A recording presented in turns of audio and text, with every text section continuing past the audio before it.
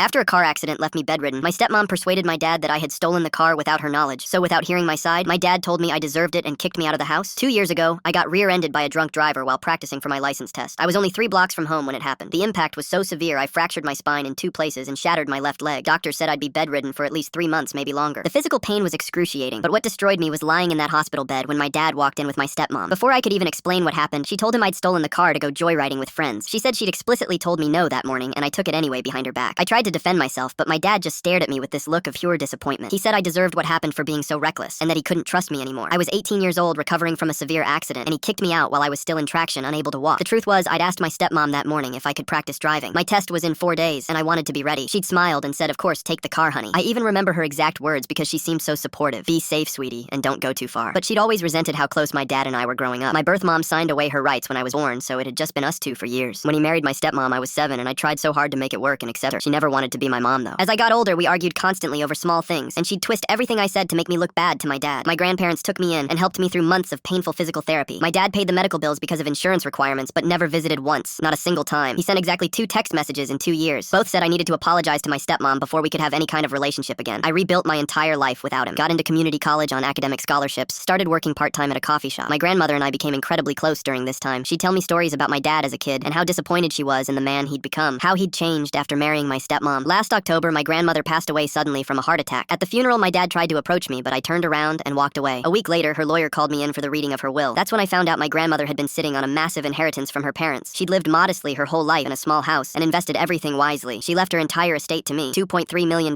plus her fully paid-off house and all her assets. My dad and stepmom had no idea she was wealthy. Nobody in the family did. She'd kept it completely secret. 3 days after I received the inheritance, my phone rang from an unknown number. It was my stepmom, and she was sobbing hysterically. She said my dad's paper company had gone bankrupt after his business partner embezzled funds and fled the country. They'd lost everything. Their house was in foreclosure. They had $60,000 in credit card debt and nowhere to turn. She begged me to help them. Said she knew we'd had our differences, but family helps family in times of crisis. I almost laughed out loud at the irony. Then her voice changed, got quieter and shaky. She admitted she'd lied about the car accident, said she was jealous of my relationship with my dad and wanted to drive a wedge between us. She'd seen an opportunity when the accident happened and taken it without thinking about the consequences. She said she'd been living with the guilt ever since, and it was eating her alive. She begged me not just for money, but for forgiveness and understanding. I let her finish talking, let her cry and plead. Then I asked her one simple question. "Have you told my dad the truth about what really happened that day?" The line went completely silent for what felt like forever. After maybe 30 seconds, she whispered no in the smallest voice. She said she couldn't tell him because he'd leave her immediately and she'd have absolutely nothing left. I said, "When you're ready to tell him what you did to his son, maybe we can talk about helping you. But until then, you're on your own." Then I hung up. That was 3 months ago. My dad still doesn't know she lied. He still thinks I stole that car and deserved everything that happened to me. She calls me every few weeks from different numbers begging me to reconsider. Each time I ask if she's told him the truth yet. Each time she says no. Their house sold at auction last month. I bought it through an LLC. They have no idea it's mine. I'm their new landlord now.